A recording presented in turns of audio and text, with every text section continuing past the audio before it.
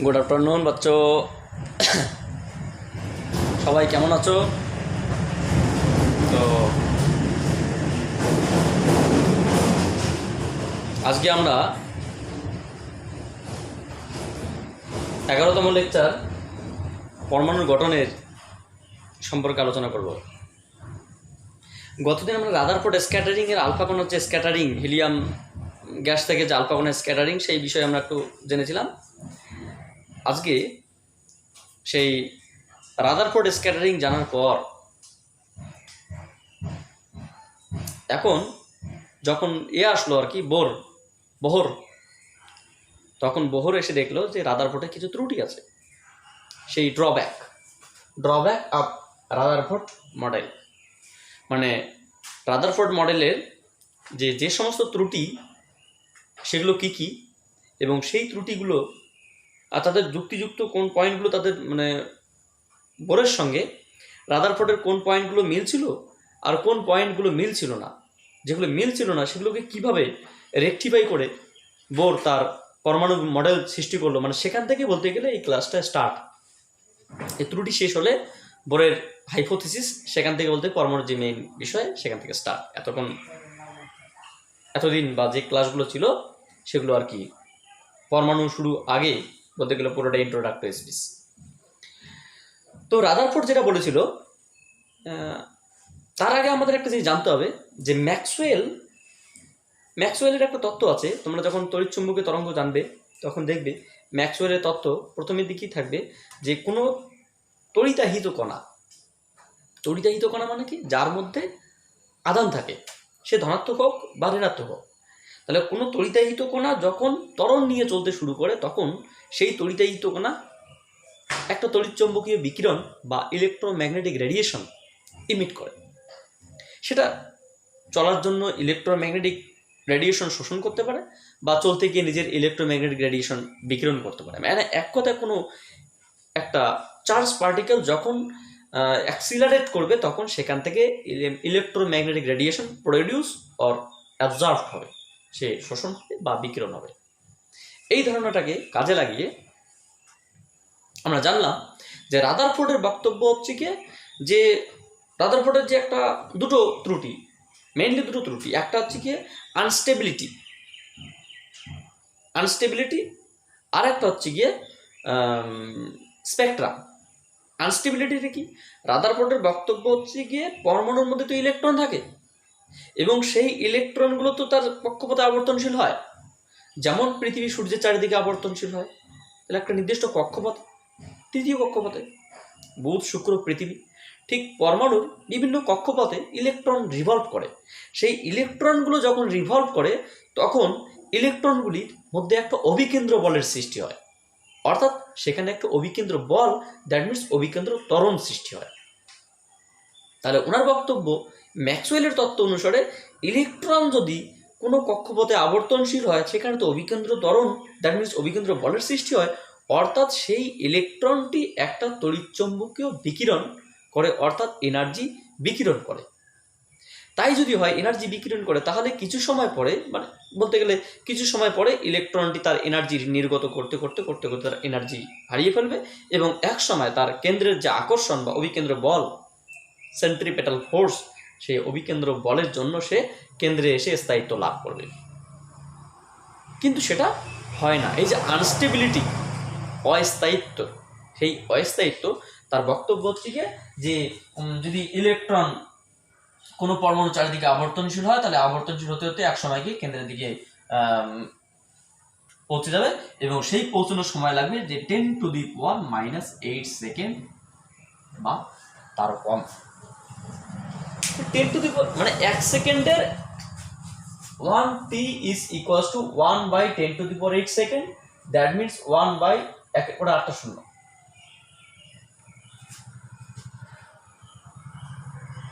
মানে 10 কোটি সেকেন্ড, 10 কোটি সেকেন্ডের একক, 1 2 3 4, একক, দশক, শতক, হাজার, অযুত, লক্ষ, নিযুত, কোটি, 10 কোটি। মানে 1 সেকেন্ডকে 10 কোটি ভাগে ভাগ করলে, 1 সেকেন্ডকে 10 কোটি ভাগে ভাগ করলে যতটুকু সময় হবে, 1 সেকেন্ড মানে ঘড়ির কাঁটা জাস্ট গ্লো করলো, এটাকে 10 কোটি ভাগে ভাগ করলে যতটুকু সময় হবে ততটুকু সময়ের মধ্যে ইলেকট্রন সে যেখানে থাকুক না কেন সে আবর্তনশীল করতে করতে কেন্দ্রে এসে স্থায়িত্ব লাভ করবে। অর্থাৎ রাদারফোর্ডের বক্তব্য অনুসারে পৃথিবীতে বা মহাশূন্যে এমন কোনো অ্যাটম বা পরমাণু থাকতো না, কারণ খুব কম সময়ের মধ্যে সেই পরমাণু নিশ্চিহ্ন হয়ে যেত, সেখানে কোনো ইলেকট্রনের অস্তিত্ব থাকতো না অন্তত, কারণ তারা নিস্তরিত হয়ে যেত।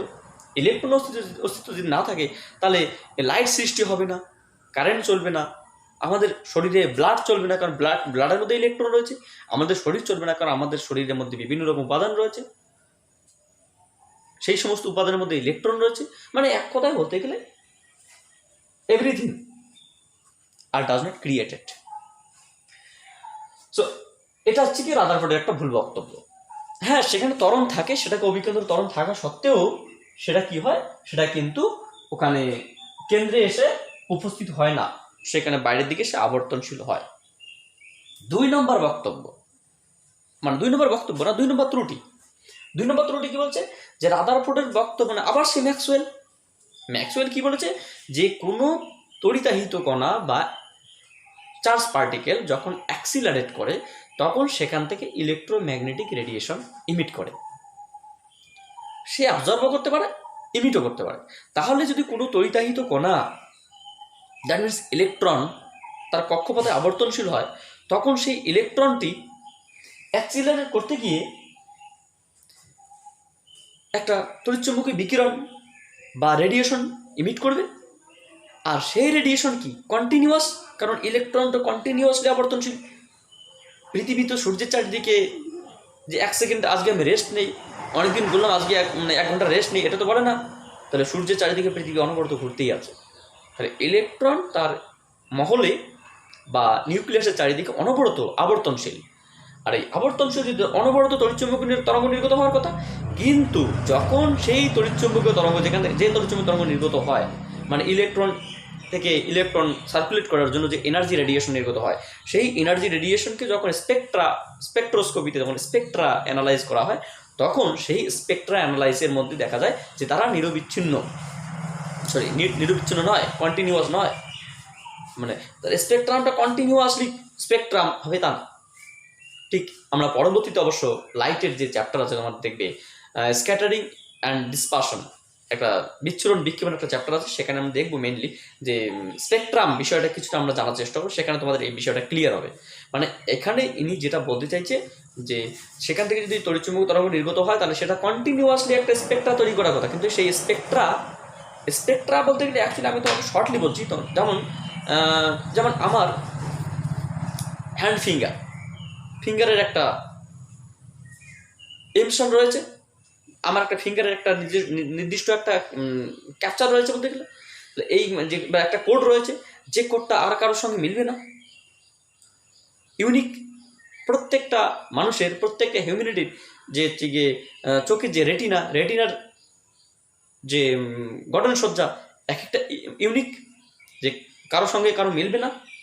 ঠিক একই রকমভাবে যদি কোনো পরমাণুকে স্পেকট্রায় অ্যানালাইসিস করা হয়, তাহলে তার যে স্পেকট্রা বেরোবে, তার যে বর্ণালী বীক্ষণ বেরোবে, সেই বর্ণালীগুলো হচ্ছে গিয়ে একটা নির্দিষ্ট পরমাণুর জন্য নির্দিষ্ট। অর্থাৎ আমরা যাকে আগে জানতাম ক্লাস 9-10 পর্যন্ত, যে কোনো একটা পরমাণুর ভর সংখ্যা অপেক্ষা প্রোটন সংখ্যা কেন গ্রহণযোগ্য বিষয়, কেন প্রোটন সংখ্যাকে কেন আমরা পরমাণু মানে সক্রিয়তা ধর্ম বা নিজস্ব ধর্ম বলি, এগুলো তার বলা হয় প্রোটন দিয়ে তার সমস্ত ধর্ম ব্যাখ্যা করা হয়, তাই এটা প্রোটনে শেষ করা। কিন্তু সেটা নয়, শুধু পরমাণু নয়, যে কোনো মৌলের যে কোনো উপাদানের সঠিক বৈশিষ্ট্য এক্স্যাক্ট কারেক্ট অ্যানালাইজ করার জন্য, সঠিক এক্স্যাক্ট ক্যারেক্টারাইজ করার জন্য স্পেকট্রা একটা ভেরি গুড এক্সপেরিমেন্ট।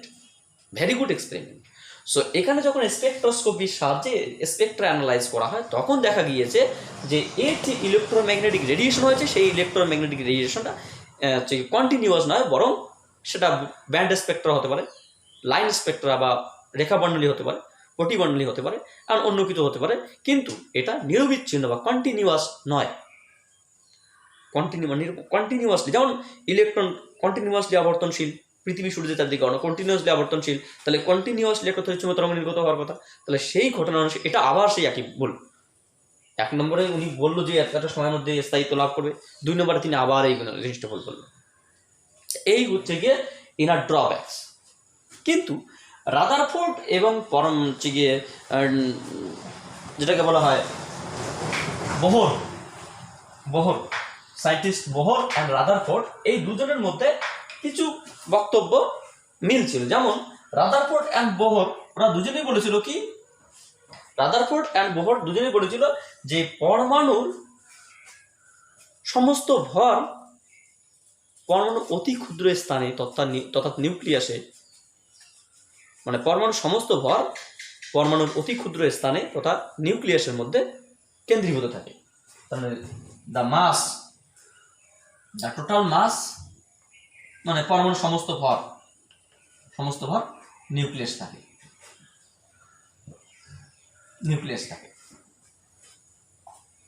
তো এটা একটা গেল। 2 নম্বরে আরেকটা আমরা বলতে পারি, এটা ছাড়াও 2 নম্বরে আমরা যে সেকেন্ড যে পোস্টুলেটস বলবো না, দুজনের যে মতের মিল কি আছে একটা, যে কোনো একটি ইলেকট্রন যখন কোনো একটা কক্ষপথে আবর্তনশীল হয়, সেটা এনতম কক্ষপথ, সেটা প্রথম কক্ষপথ, দ্বিতীয় কক্ষপথ, তৃতীয় কক্ষপথ, যে কোনো কক্ষপথ হতে পারে। যখন কোনো একটি ইলেকট্রন কোনো একটা nth কক্ষপথে আবর্তনশীল হয়, তখন সেই ইলেকট্রনটি একটা বেগ নিয়ে চলে। ইলেকট্রনটির একটা ভর থাকে, একটা ব্যাসার্ধ থাকে, এবং সেখানে কি অভিকেন্দ্র একটা বল থাকে। সেই অভিকেন্দ্র বলটা কত হয়? সেই অভিকেন্দ্র বলটা হচ্ছে the centripetal force of electron. ধরা যাক কোনো একটি ইলেকট্রনের ভর m, ইলেকট্রনটি হচ্ছে nতম কক্ষপথে আর ব্যাসার্ধের nতম কক্ষপথে যদি v বেগ নিয়ে চলে, তাহলে সেই ইলেকট্রনটির মধ্যে একটা সেন্ট্রিপেটাল ফোর্স বা অভিকেন্দ্র বল সৃষ্টি হবে, যেটাকে বলা হয় এফ সেন্ট্রিপেটাল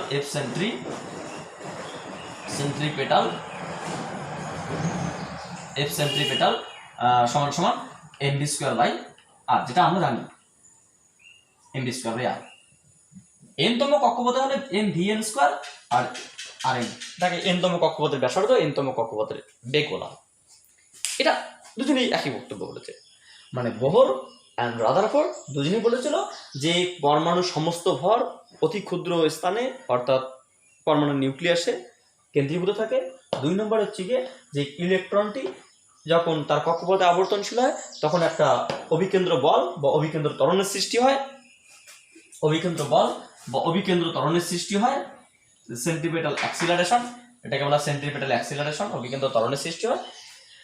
বা এটাও বলতে পারি m⍵² আরও বলতে পারি, অভিকেন্দ্র ত্বরণের সৃষ্টি হয়। যাই হোক, এগুলো তোমাদের ক্লাস 11-এ সার্কুলার মোশন বা বৃত্তীয় গতিতে ছিল। 3 নম্বর পয়েন্ট ছিল যে কোনো একটা ইলেকট্রন যখন nতম কক্ষপথে আবর্তনশীল হয়, তখন সেই ইলেকট্রন একটা পরমাণু কেন্দ্র বা নিউক্লিয়াস, যার অ্যাটমিক নাম্বার Z, এবং এখানে ইলেকট্রনের সমসংখ্যক প্রোটন থাকে, দ্যাট মিনস এতটা ধনাত্মক আধান থাকে, এবং কোনো একটা কক্ষপথে আমরা ধরলাম একটা ইলেকট্রন যার চার্জ হচ্ছে E। সেই কক্ষপথটির ব্যাসার্ধ যদি Rn হয়, তাহলে অ্যাকর্ডিং টু ইলেকট্রোস্ট্যাটিক অ্যাট্রাকশন আর কুলম্বীয় সূত্র অনুসারে আমরা বলতে পারি যে এদের মধ্যে একটা ইলেকট্রোস্ট্যাটিক অ্যাট্রাকশন বা স্থিতরিত আকর্ষণ বলের সৃষ্টি হয়। যে স্থিতরিত আকর্ষণ বলটাকে আমরা কি বলতে পারি, যেটাকে বলা হয় কুলম্বীয় ফোর্স। কুলম্ব ফোর্স 1/4πε0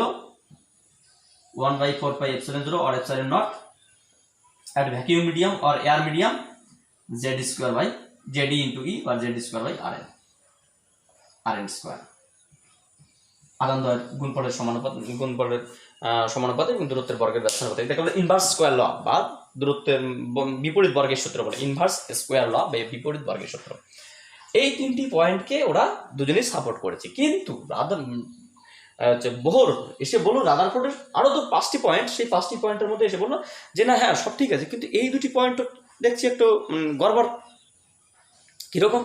যে হ্যাঁ, অ্যাক্সিলারেশন থাকলেই তড়িৎচুম্বকীয় তরঙ্গ নির্গত হবে, সেটা ম্যাক্সওয়েলের তত্ত্ব অনুসারে ঠিকই আছে, কিন্তু তাহলে তো এখানে স্টেবিলিটি হওয়ার কথা। স্টেবিলিটিতে আসলে তো স্থায়িত্ব যদি না থাকে, মানে স্থায়িত্ব হয়ে যায় যদি, তাহলে টাইম খুব ক্ষুদ্র সময়ের মধ্যে সমস্ত কিছু স্টপ হয়ে যাবে। ইট ইজ ইম্পসিবল, কিন্তু স্টপ হয়নি, এটা ভুল। 2 নম্বর, সেখান থেকে যদি তড়িৎচুম্বকীয় তরঙ্গ নির্গত হয় তাহলে সেখান থেকে একটা স্পেকট্রাম নির্গত হবে। তাহলে যে স্পেকট্রাম অ্যানালাইজ করা হচ্ছে, এই স্পেকট্রাম দেখা গেলো যে হিলিয়াম বা হাইড্রোজেনের মতো যে ব্যান্ড স্পেকট্রাম বা লাইন স্পেকট্রামের মতো দেখা যায়, প্রতিবর্ণালী বা হচ্ছে রেখা বর্ণালীর মতো দেখা যায়, কিন্তু সেটা সাপোর্ট করছে না। এইগুলোকে উদ্ঘাটন করতে গিয়ে নিলস বোহর তার 3টি পোস্টুলেটস বা স্বীকার্য তিনি পরীক্ষালব্ধভাবে প্রকাশ করলেন। এই 3টি স্বীকার্য স্পেশালি পরীক্ষায় আসে, তোমাদের ফাইনাল পরীক্ষায়। বোর্ডের কোয়ান্টাম শর্ত একটা আছে, 3 নম্বর শর্ত, ওটা পরীক্ষায় আসে। তাছাড়া আসে পরীক্ষায় বোর্ডের যে স্বীকার্যগুলি, পরমাণু মডেলের বোর্ডের স্বীকার্যগুলি লেখো। 3টি স্বীকার্য দিয়েছে, এই সমস্ত বিষয়ের উপর ভিত্তি করে তিনি 3টি স্বীকার্য দিয়েছিলেন। সেই 3টি স্বীকার্য, তারপরে আমরা বোর্ডের কোয়ান্টাম শর্ত কি, এই দুটোকে আজকে আমরা এখন জানার চেষ্টা করব। তারপর যদি আমরা সময় পাই তো অবশ্যই আমরা পরমাণুর মধ্যে প্রবেশ করব এবং প্রবেশ করে সেই পরমাণুর সমস্ত ইনফরমেশন আমরা বের করার চেষ্টা করবো। সেই energy, velocity, radius, angular momentum and etcetera etcetera, যা আমাদের জানার ইচ্ছা থাকবে সবটাই আমরা বের করব। এই হচ্ছে কি আমাদের বিষয়। তো এখানে আমরা যেটা দেখলাম ড্রব্যাকসের মধ্যে কিছু ত্রুটি ছিল, সেই ত্রুটিগুলোকে যখন সংশোধন করলো, সেই সংশোধন করার জন্য বোর্ডের যে স্বীকার্যগুলো আসলো, সেই স্বীকার্যগুলো আমরা দেখব। তাহলে সেই স্বীকার্যগুলো কি কি? 3টি স্বীকার্য।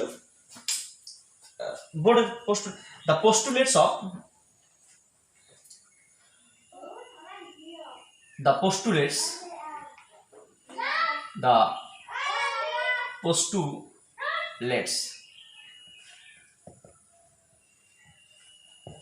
Of Bohr's atomic model. Bohr's atomic model. আমি তোমাদের এগুলো আর লিখছি না, কারণ লিখতে গেলে অনেক সময় লাগবে। আমি জাস্ট তোমাদের ক্লিয়ার করে বলার চেষ্টা করছি আর কি। তিনি প্রথম স্বীকার্যে কি বলেছিলেন? বোরের প্রথম বক্তব্য হচ্ছে গিয়ে কোনো একটি ইলেকট্রন যখন কোনো কক্ষপথে, মানে কোনো পরমাণুর মধ্যস্থিত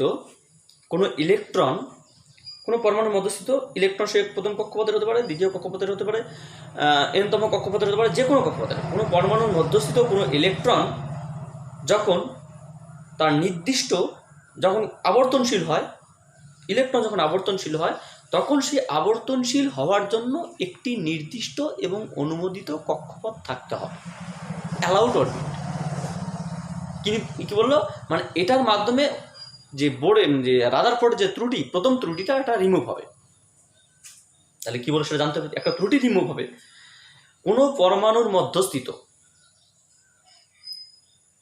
ইলেকট্রন বা ইলেকট্রনটি বা ইলেকট্রনগুলি, কোনো পরমাণুর মধ্যস্থিত ইলেকট্রন আবর্তনশীলের জন্য একটি নির্দিষ্ট ও অনুমোদিত কক্ষপথ থাকতে হবে, বা একটি নির্দিষ্ট ও অনুমোদিত কক্ষপথ থাকে। আর যখন কোনো ইলেকট্রন একটা নির্দিষ্ট বা অনুমোদিত কক্ষপথে আবর্তনশীল হয়, তখন সেখান থেকে কোনো তড়িৎচুম্বকীয় তরঙ্গ নির্গত হয় না, অর্থাৎ এটা রিমুভ। তাহলে কি দাঁড়ালো? তাহলে বোরের প্রথম পোস্টুলেটস থেকে আমরা ধারণা পেলাম যে রাদারফোর্ডের যে বক্তব্যে এক সময় আস্তে আস্তে এখানে দাঁড়াবে, এটা হচ্ছে গিয়ে ইনকারেক্ট। বরং বোরের প্রথম পোস্টুলেটস থেকে বলা যেতে পারে যে এটা যদি নিউক্লিয়াস হয়, তাহলে নিউক্লিয়াসের চারিদিকে এটা একটা কক্ষপথ, এখানে থাকবে একটা, এখানে একটা কক্ষপথ থাকবে একটা, এখানে একটা কক্ষপথ থাকবে, মানে এক একটা ডিসক্রিট। কারণ উনি বলেছে কোনো পরমাণুর মধ্যস্থিত ইলেকট্রন আবর্তনশীলের জন্য একটা নির্দিষ্ট বা অনুমোদিত কক্ষপথ, অ্যালাউড অরবিট থাকতে হবে। কোনো পরমাণুর মধ্যস্থিত ইলেকট্রন আবর্তনশীলের জন্য এক একটা নির্দিষ্ট কক্ষপথ থাকতে হবে, এরকম কোনো সনাতন পদার্থবিদ্যা বা ক্লাসিক্যাল মেকানিক্সের মতো নয়। এক একটা নির্দিষ্ট কক্ষপথে, এই কক্ষপথে 2টি ইলেকট্রন থাকে, এখানে 8টি, এখানে তোমার হচ্ছে 8টি, 18টি, 32টি, মোট 118টি। K L M N O P Q, প্রথম কক্ষপথ, দ্বিতীয় কক্ষপথ, সপ্তমতম কক্ষপথ। এইখানে দুটি ইলেকট্রন আবর্তনশীল হয়, hydrogen helium lithium and etcetera. তা আমরা এখানে কি দেখলাম যে কোনো পরমাণুর মধ্যস্থিত ইলেকট্রন আবর্তনশীলের জন্য একটি নির্দিষ্ট ও অনুমোদিত কক্ষপথ থাকতে হবে। যখন এই ইলেকট্রনটি কোনো একটা নির্দিষ্ট অনুমোদিত কক্ষপথে আবর্তনশীল হবে তখন সেখান থেকে কোনো তড়িৎচুম্বকের তরঙ্গ নির্গত হয় না। এটা হচ্ছে না বক্তব্য, তড়িৎচুম্বক তরঙ্গ নির্গত হয় না। তাহলে ওনার এটা রাদারফোর্ডের প্রথম বক্তব্যটা ক্যান্সেল। এবার সেকেন্ড পোস্টুলেটসে বোহর সেকেন্ড পোস্টুলেটসে বলছে হ্যাঁ হয়, যা মহা মুশকিলে পড়া গেল। এখনই বলছে হয় না, আবার এখনই বলছে হয়, কিন্তু শর্ত আছে না। কোনো পরমাণুর মধ্যস্থিত ইলেকট্রন আবর্তনশীলের জন্য একটি নির্দিষ্ট অনুমোদিত কক্ষপথ থাকতে হবে। যখন অনুমোদিত কক্ষপথে আবর্তনশীল হয় তখন তড়িৎচুম্বক তরঙ্গ নির্গত হয় না।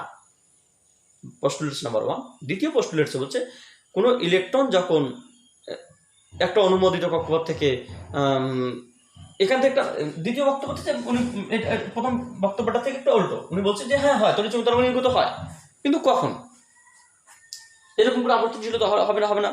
তাহলে কখন হবে না, মানে কখন হবে? তাহলে আমরা এখানে দেখলাম, সাপোজ আমি তোমাদের একটা এক্সাম্পল দিলাম। এখানে ধরো তোমার দুটো ইলেকট্রন, এখানে 8টি ইলেকট্রন, 4 5 6 7 8, এখানে 8টি ইলেকট্রন, এখানে 8টি ইলেকট্রন, 3 6 8। এখানে একটা তুমি বোঝার চেষ্টা করো, আমি কোনো একটা ভাবে বাইরে থেকে কোনো একটা ভাবে আমি ধরুন একটা বন্দুক দিয়ে একটা গান দিয়ে একটা গুলি করলাম, করে আমি কি করলাম, এই ইলেকট্রনটাকে বের করে নিয়ে বেরিয়ে গেলাম, কক্ষপথ থেকে ইলেকট্রন বের করে নিয়ে বেরিয়ে গেলাম। কোনোভাবে আমি এই কক্ষপথের ইলেকট্রন বা এই কক্ষপথের ইলেকট্রন বা এই কক্ষপথের ইলেকট্রন, বাইরের দিকে আরো ইলেকট্রন রয়েছে, এখান থেকে ইলেকট্রনকে আমি নিয়ে বেরিয়ে গেলাম, বের করে দিলাম কি যেভাবে হোক। তাহলে এখানে কটা ইলেকট্রন হয়ে গেল? 7টি। এরকম তো কখনো হতে পারে না, কারণ এখানে অষ্টক পূর্ণ ঘটবে তারপরে তো এখানে। তাহলে এখানে ফাঁকা হয়ে গেলে এই 7 জন তো থাকতে পারে না, হয় এখানে আসবে, তাহলে এখানে তো একটা ভ্যাকিউম হবে, এখানে এটাও হতে পারে না, তাহলে এখান থেকে এখানে আসবে। তাহলে আবর্তনশীল করতে গেলে হয় এখান থেকে এখানে আসবে, নাহলে এখান থেকে এখানে আসবে, মানে কি অন্য কোনো একটা কক্ষপথ থেকে এখানে আসবে। ফলে এটাকে আগে প্রথমত পূর্ণ করবে, তারপরে ও ওখানে সেখান থেকে জাম্প করে আসবে। তাহলে ওনার দ্বিতীয় বক্তব্যটা হচ্ছে গিয়ে কোনো একটি ইলেকট্রন যখন একটি নির্দিষ্ট অনুমোদিত কক্ষপথ থেকে অপর একটি নির্দিষ্ট কক্ষপথে জাম্প করে, কোনো একটি নির্দিষ্ট অনুমোদিত কক্ষপথ থেকে আরেকটা নির্দিষ্ট অনুমোদিত কক্ষপথে জাম্প করে, তখন সেখান থেকে একটা তড়িৎচুম্বকীয় তরঙ্গ নির্গত করে, সেখান থেকে একটা তড়িৎচুম্বকীয় তরঙ্গ নির্গত করে, বা সেখান থেকে একটা কম্পাঙ্ক থাকে, সেখান থেকে একটা এনার্জি থাকে, E = h²। দেখো বিষয়টা বোঝার চেষ্টা করো। তড়িৎচুম্বক তরঙ্গ বা ফোটন এনার্জি E = h², এটাকে বলে ইলেকট্রোম্যাগনেটিক রেডিয়েশন। আমরা গত একটা ক্লাসে বলেছিলাম, যেখানে মডার্ন ফিজিক্সের ডিসকভারি ছিল, যেটা ছিল তোমার হচ্ছে গিয়ে ম্যাক্স প্লাঙ্কের বা 1900 খ্রিস্টাব্দের 14ই ডিসেম্বর, যেটাকে বলা হয় কোয়ান্টামের বার্থডে, সেই বার্থডেতে এই সূত্রটার কথা বলেছিলেন, ফোটন এনার্জি, সেই এনার্জি রেডিয়েশন করে।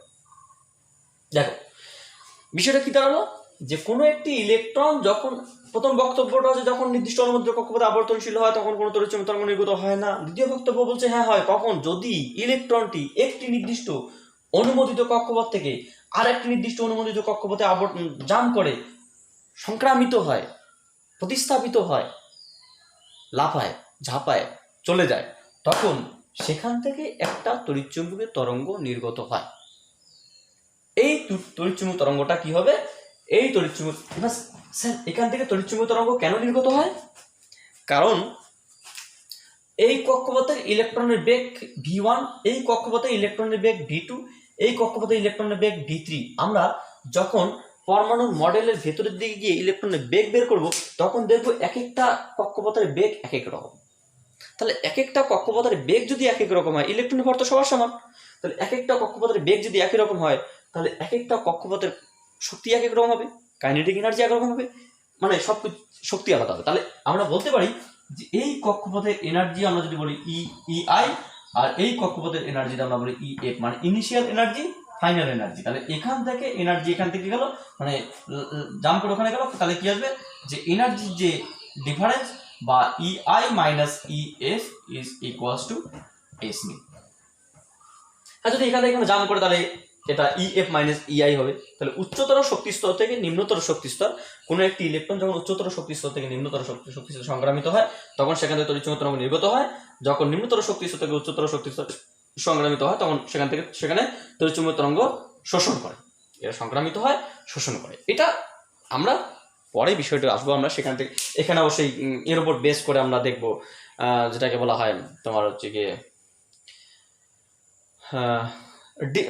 রিডবার্গ ধ্রুবক, রিডবার্গের যে অ্যানালাইজ, সেই রিডবার্গের অ্যানালাইসে গিয়ে দেখবো যে কোখান থেকে কোথায় লাফালে কীরকম কী ধরনের তরঙ্গ নির্গত হয়, কোনটা বামারসি, লাইম্যান বামার, প্যাসিভ ব্র্যাকেট ফান্ড, সেটা তোমরা অবশ্যই ক্লাস 11-এ অ্যাটমিক রিয়ালিজমের মধ্যে তোমরা লাইম্যান বামার, প্যাসিভ ব্র্যাকেট ফান্ড সম্পর্কে জেনেছিলে। কিন্তু আমরা এখানে কিভাবে আসলো, কোনটাকে কি বলা হবে, কত রেঞ্জে, সমস্ত বিষয় জানবো আমরা।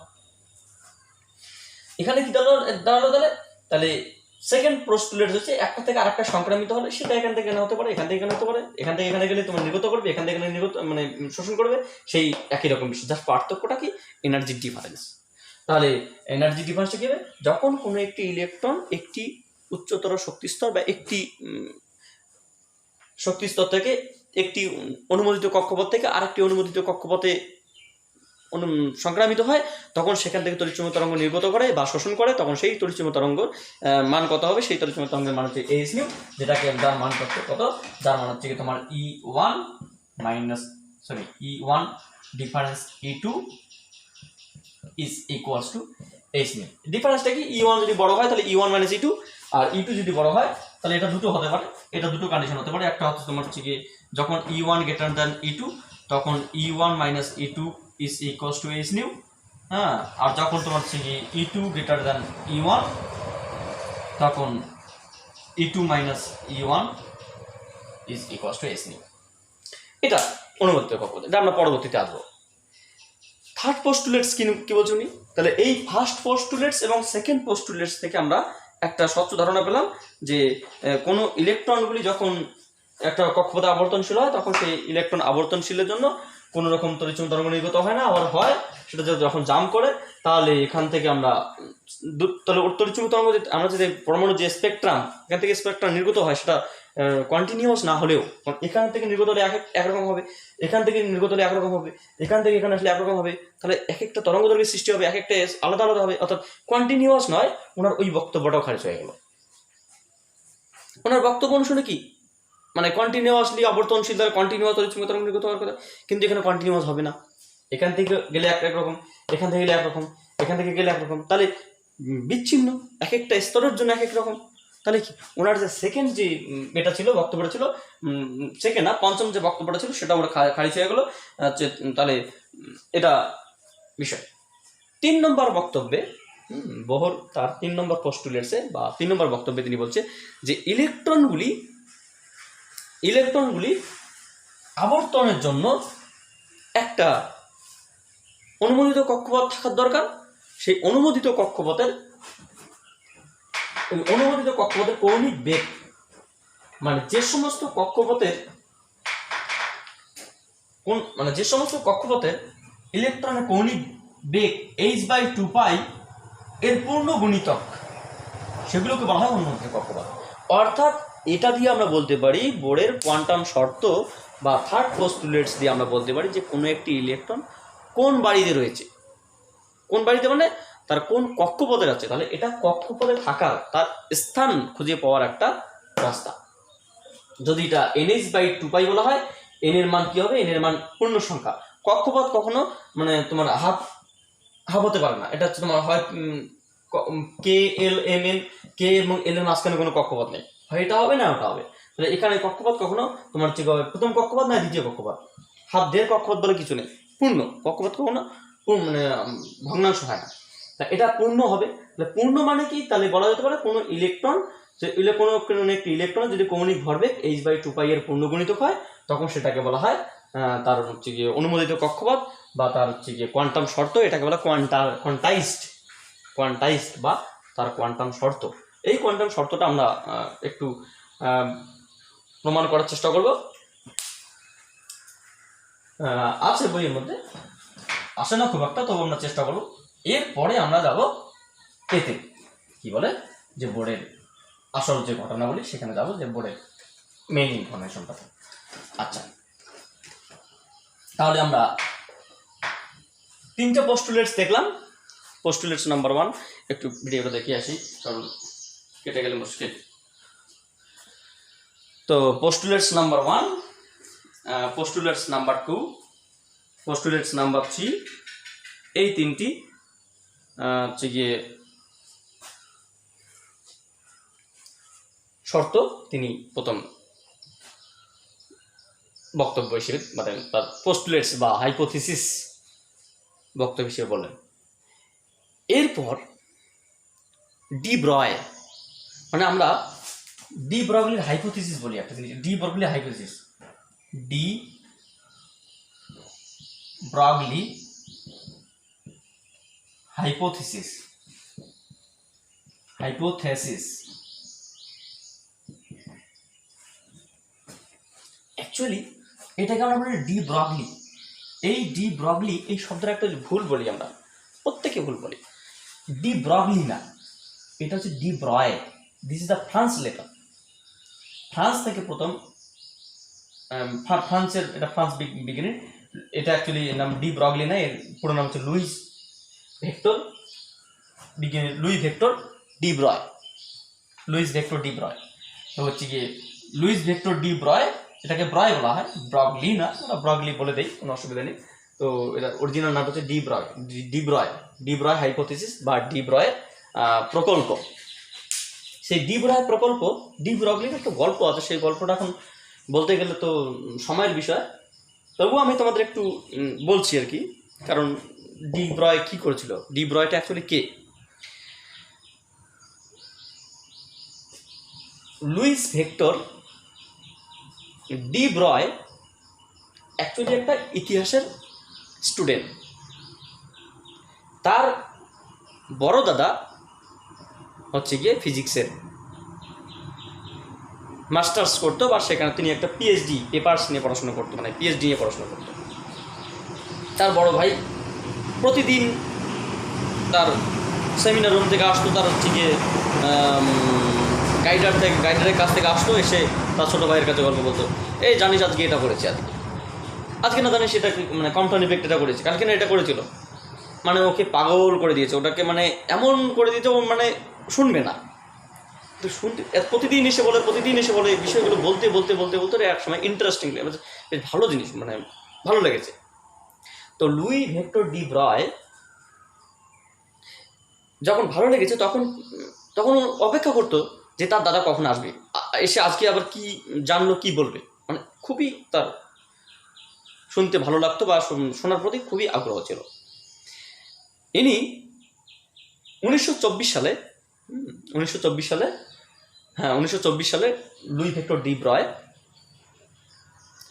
ওর বড় দাদা এসে বলল যে এরকম ব্যাপার, যে জানিস আজকে আমরা শুনলাম যে পদার্থ মানে কণা নাকি তরঙ্গের মতো আচরণ করে, particle haves wave character, particle নাকি তরঙ্গের মতো চলে। যেমন পার্টিকেল তরঙ্গের মতো চলে, যেমন হচ্ছে ইলেকট্রোম্যাগনেটিক রেডিয়েশন নাকি পার্টিকেল, মানে পার্টিকেল তরঙ্গ আবার ইলেকট্রোম্যাগনেটিক রেডিয়েশন পার্টিকেল। তাহলে আমরা ওনার বক্তব্য থেকে, ওনার অবশ্য ওগুলো আমরা সব অত ভালো জানি না, ওনার বক্তব্য থেকে এটাই যে ইলেকট্রোম্যাগনেটিক রেডিয়েশন কারা, লাইট, তড়িৎচুম্বক তরঙ্গ, বিকিরণ, টেম্পারেচার, তাপ, হচ্ছে ইলেকট্রোম্যাগনেটিক রেডিয়েশন, তাহলে হচ্ছে তড়িৎচুম্বকীয় বিকিরণ। এই তড়িৎচুম্বকীয় বিকিরণ যেখান থেকে নির্গত হয় সেখানে অবশ্যই সেই তরঙ্গটা, যে তরঙ্গ, লাইট একটা তরঙ্গ, তাহলে লাইট একটা তরঙ্গ না, সেটা একটা পার্টিকেল। সেই লাইট নিয়ে আমরা লাইটে যখন যাবো তখন এই পার্টিকেল না কি, এই বিষয়টা আমরা তখন দেখব, তখন আমরা দেখব। তা এনার বক্তব্য, উনি বলছে যে না এরকম ব্যাপার, ইলেকট্রোম্যাগনেটিক রেডিয়েশন, আলো নাকি একটা কণা, মানে কণা।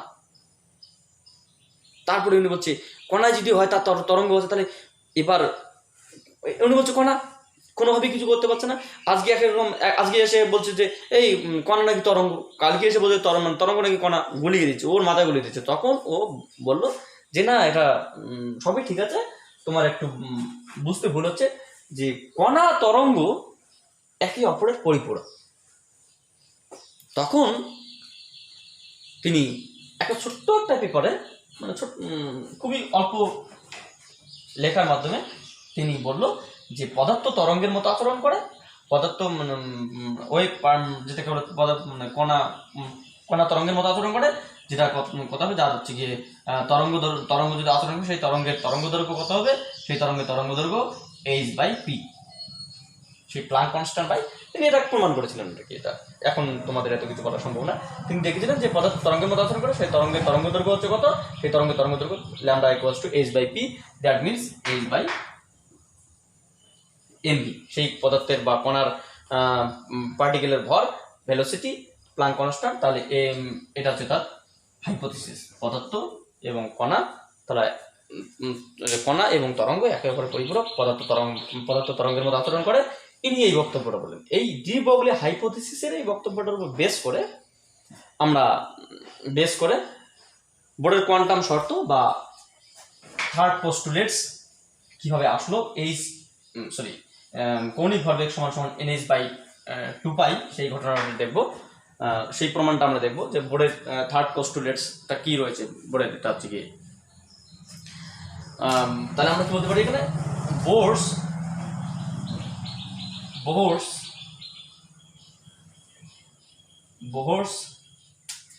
quantum condition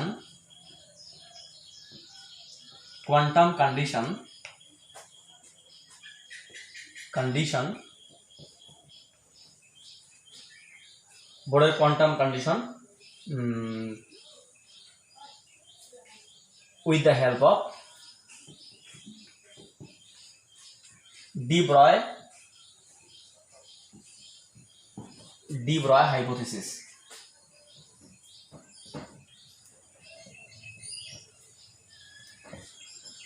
de Broglie hypothesis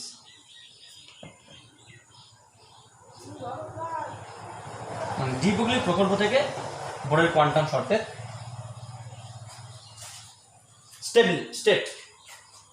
establish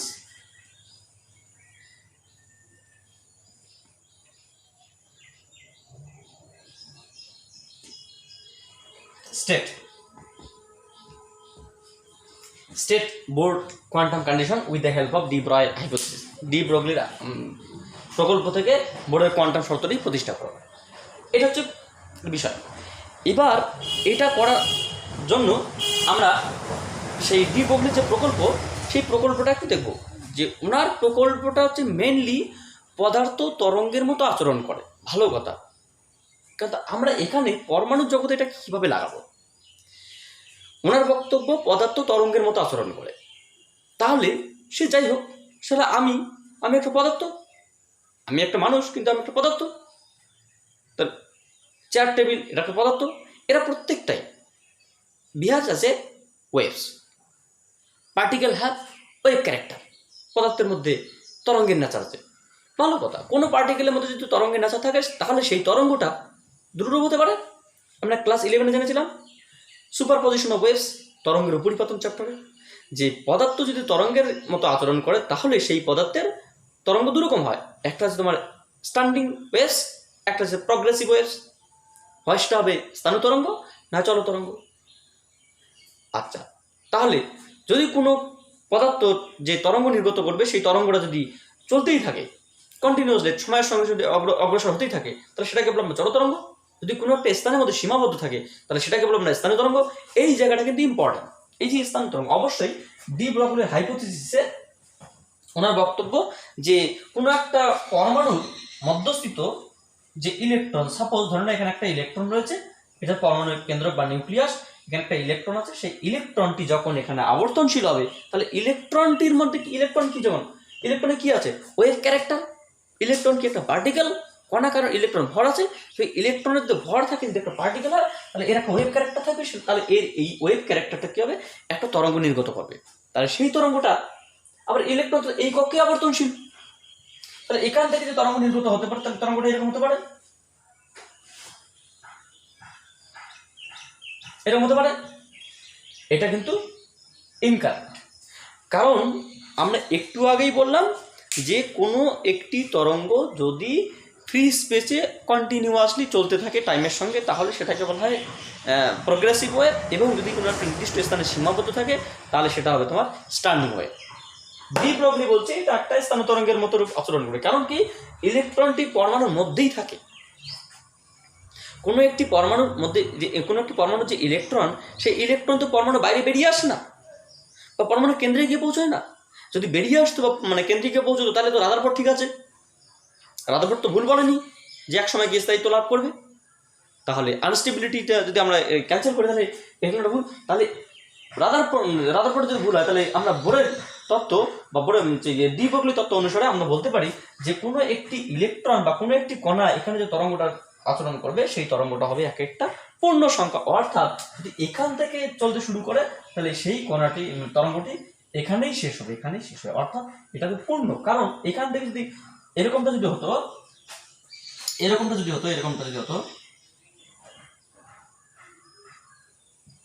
তাহলে কি এরপরে কোথায় গিয়ে দাঁড়াতো ঠিক নেই, মিলবে না, কারণ এখানে পথ বিচ্যুতি হবে, এখানে তোমার কি লাইন বিচ্যুতি হয়ে গেল। কিন্তু এটা এখানে সেটা হয় না, অর্থাৎ এখানে একটা পূর্ণ তরঙ্গের সৃষ্টি হয়। পূর্ণ তরঙ্গ মানে এক একটা, এটা একটা পূর্ণ তরঙ্গ ল্যামডা, এটা একটা পূর্ণ তরঙ্গ ল্যামডা, এটা একটা পূর্ণ তরঙ্গ, একই পার্টিকেল তার তরঙ্গ ধর্ম একই রকম হবে। এটা একটা পূর্ণ তরঙ্গ ল্যামডা, এটা একটা পূর্ণ তরঙ্গ ল্যামডা, এখানে একটা পূর্ণ তরঙ্গ ল্যামডা, এখানে একটা পূর্ণ তরঙ্গ, অর্থাৎ একটা পূর্ণ তরঙ্গের সৃষ্টি হবে। যখন কোনো তড়িৎচুম্বকীয় তরঙ্গ বা কোনো কণা কোনো একটা নির্দিষ্ট অর্থাৎ কোনো অনুমোদিত কক্ষপথে আবর্তনশীল হয়, তখন সেই কণাটি একটি পূর্ণ সংখ্যক তরঙ্গের সৃষ্টি করে।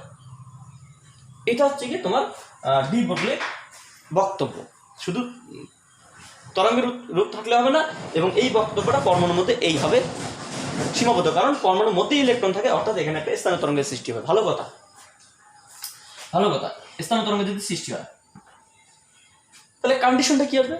তাহলে আমরা বললাম যে ধরা যাক কোনো একটি পরমাণুর ইলেকট্রনের আধান হচ্ছে গিয়ে ই, ইলেকট্রনের ভর এম, এবং সেই পরমাণুর ইলেকট্রনটি যে কক্ষপথে আবর্তনশীল হয় সেই কক্ষপথের ব্যাসার্ধ হচ্ছে সেই কক্ষপথের ব্যাসার্ধ আর এন। বললাম আমরা এনতম কক্ষপথ, এটা এনের, সেটা প্রথম কক্ষপথ হতে পারে, দ্বিতীয় কক্ষপথ হতে পারে, তৃতীয় কক্ষপথ হতে পারে, মানে n = 1 2 3 4 and etc., মানে কক্ষপথ নাম্বার, দ্য কোয়ান্টাম নাম্বার। তাহলে কোনো ইলেকট্রন যখন কোনো একটা নির্দিষ্ট অনুমোদিত কক্ষপথে আবর্তনশীল হয় সেই নির্দিষ্ট অনুমোদিত কক্ষপথের ব্যাসার্ধ Rn, এবং ইলেকট্রনটি যখন এখানে রিভলভ হবে তখন তার বেগ থাকবে, সেই কক্ষপথের বেগ যদি আমরা Vn বলি, তাহলে ইলেকট্রনটির ভর হচ্ছে গিয়ে তোমার m রয়েছে, তাহলে একটা অভিকেন্দ্র ত্বরণ থাকবে। আচ্ছা, এগুলো তো আমরা পরে দেখো, ভিএন টিএন এগুলো আমার দরকার নেই, আমার এগুলো দরকার নেই, ভর হচ্ছে এগুলো দরকার নেই। এখানে বক্তব্যটা হচ্ছে কি, এখানে বক্তব্য হচ্ছে কি যে এখানে যে পূর্ণ তরঙ্গের সৃষ্টি হবে সেই পূর্ণ তরঙ্গ কটা? আমরা বললাম এনটি পূর্ণ তরঙ্গের সৃষ্টি হবে, এনটি। সেই এনটি পূর্ণ তরঙ্গের সৃষ্টি হবে কতটা? আমরা এখানে এন না বলে আমরা এটাকে এখানে এনতম কক্ষপথের ব্যাসার্ধ আরই বললাম। এনটি পূর্ণ তরঙ্গের সৃষ্টি হয়, তাহলে মোট কক্ষপথের দূরত্ব কত? এবং এক একটা তরঙ্গের দৈর্ঘ্য যদি ল্যামডা হয় তাহলে দুটো তরঙ্গের দৈর্ঘ্য 2 ল্যামডা, তিনটি তরঙ্গের দৈর্ঘ্য 3 ল্যামডা, এখানে 5টা তরঙ্গ 1 2 3 4 5 6 যাও 5টা 7টা তরঙ্গ আছে। তাহলে এখানে যদি আমরা 5টা নামলাম, আমরা বললাম কোনো একটা পরমাণুর মধ্যে এনটি তরঙ্গের সৃষ্টি হয়, তাহলে এই এনটি তরঙ্গের মোট দৈর্ঘ্য কত? n lambda. এক একটা তরঙ্গের দৈর্ঘ্য lambda, 2 lambda, 3 lambda, 4 lambda, 5 lambda n lambda. আচ্ছা, n ল্যামডা কার সমান? যে n ল্যামডা যদি এই পরমাণুর কক্ষপথের ব্যাসার্ধ r বলা হয়, তাহলে সেই কক্ষপথের এই দৈর্ঘ্যটা কত? এই দৈর্ঘ্যটা হচ্ছে তোমার 2 পাই rn, এখানে rn না r, 2 পাই r মানে পরিধি।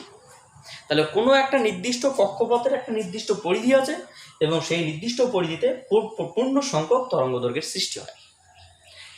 তাই কি হয়, আমরা কি বলতে পারি? অর্থাৎ 2 pi r = n lambda. According to de Broglie hypothesis, we know lambda is equals to h/p. সেই কণাটির ভর বা ইলেকট্রনের ভর যদি m হয়, ইলেকট্রনের বেগ যদি v হয়, তাহলে সেই ভরবেগ কত? যে m × v. That means lambda is equals to h/mv. This is the equation number 1. This is the equation number 2. So from 1 and 2 we can write 2 pi r is equals to n into h/p. MV. তাহলে এটা কিন্তু আমরা একটু calculate করে দিলে কী দাঁড়ালো, এখানে calculate করে আমরা লিখতে পারি, হ্যাঁ, M V R is equals to NH by 2 pi. তাহলে এম ভি আর কি, এটা কৌণিক ভরবেগ, কৌণিক ভরবেগ, এটা কৌণিক ভরবেগ, এটাকে বলা হয় অ্যাঙ্গুলার মোমেন্ট, এটাকে ln দিয়ে প্রকাশ করা হয়। ln n-তম কক্ষপথের বেগ, কৌণিক ভরবেগ হচ্ছে তোমার ln, অথবা n-তম কক্ষপথের ইলেকট্রনের বেগ vn, এবং n-তম কক্ষপথের ব্যাসার্ধ rn ইজ ইকুয়ালস টু n-তম কক্ষপথের কোয়ান্টাম শর্ত কত, NH বাই 2 পাই। এটা কি বলা হয় বোরের কোয়ান্টাম শর্ত বা angular momentum condition, quantum condition with the help of de Broglie hypothesis. তো আমাদের এটা কাজে লাগবে, ঠিক আছে, আমাদের এটা কাজে লাগবে। এখনই আমরা এর ইনফরমেশন শুরু জানতে গেলেই এটা কাজে লাগবে। যাই হোক, এই পর্যন্ত অর্থাৎ আমরা আজকে যেটা জানলাম যে রাদারফোর্ডের যে একটা হচ্ছে গিয়ে ড্রব্যাক, হ্যাঁ, ত্রুটি, সেই ত্রুটি, তার সঙ্গে সঙ্গে সেই ত্রুটি remove and postulates of Bohr hypothesis, বোরের স্বীকার্য, সরি বোরের পোস্টুলেট মানে স্বীকার্য, তোমার ডি ব্রয়ের প্রকল্প, হাইপোথিস বা প্রকল্প, সেই প্রকল্পগুলো জানলাম, সেখান থেকে কোয়ান্টাম কন্ডিশন জানলাম। সো আমরা আগামী ক্লাসে পরমাণুর ইন্টারনাল ইনফরমেশন, অর্থাৎ কোনো একটা পরমাণুর কোনো নির্দিষ্ট কক্ষপথে, এরকম যে কোনো কক্ষপথের ইলেকট্রনের বেগ কত হবে এক্স্যাক্টলি, ইলেকট্রনের ব্যাসার্ধ কত হবে এক্স্যাক্টলি, এনার্জি কত হবে, তারপর হচ্ছে কি তোমার কৌণিক ভরবেগ কত হবে, অ্যান্ড এক্সেট্রা, এই সমস্ত বিষয়গুলো আমরা জানবো। সো তোমরা এর আগের ভিডিওগুলো একটু ভালো করে জানবে, কারণ এগুলো না হলে আমরা কিন্তু বিশেষ করে পোস্টুলেটসগুলো, মানে যেগুলো হচ্ছে স্বীকার্য আছে, সেই স্বীকার্যগুলো একটু ভালো করে জানবে, কারণ এগুলো না হলে আমরা এগোতে পারবো না। তোমরা একটু কাইন্ডলি এগুলো ভালো করে পড়ো, কারণ এতটা খাটনির কোনো মানে হবে না। তোমরা হয়তো ভাবছো যে না, আমাদের ভিডিও আসছে, আমরা ভিডিও পড়ছি ঠিকই, কিন্তু এটা ভাববে, শুধু আমি না, অন্য অন্য স্যারেরাও ভিডিও বানাতে গিয়ে বহুত কষ্ট, আপলোড করতে গিয়ে অনেক কষ্ট, এর থেকে দুটো ক্লাস এক্সট্রা করানো অনেক ভালো। তোমরা যদি এই প্ল্যাটফর্মে থাকতে তাহলে বুঝতে পারতে, কিন্তু পরিস্থিতি এখন কিছু নেই, এবং তোমাদের পড়াতেই হবে, বুঝতেই পারছো তোমরা। তাই ভিডিওগুলো একটু যত্ন সহকারে দেখো, এবং ভিডিওগুলো একটা লাভ আছে কি বলো তো, যে কোনো এক সময় স্কুল ছুটি হয়ে গেলো, তোমরা বাড়িতে কোনো একটা ভ্যাকেশন রয়েছে, তোমরা সেই সময় বাড়িতে গিয়ে আবার সেই ওপেন করে সেই চ্যানেল থেকে তোমরা আবার দেখতে পাবে, মানে তোমরা যে কোনো মুহূর্তে দেখতে পাবে, এটা একটা ভালো দিক। যাই হোক, তোমরা অনলাইন ক্লাস করো, অবশ্যই কেয়ারফুলি ক্লাসগুলো করো। Thank you for watching my video.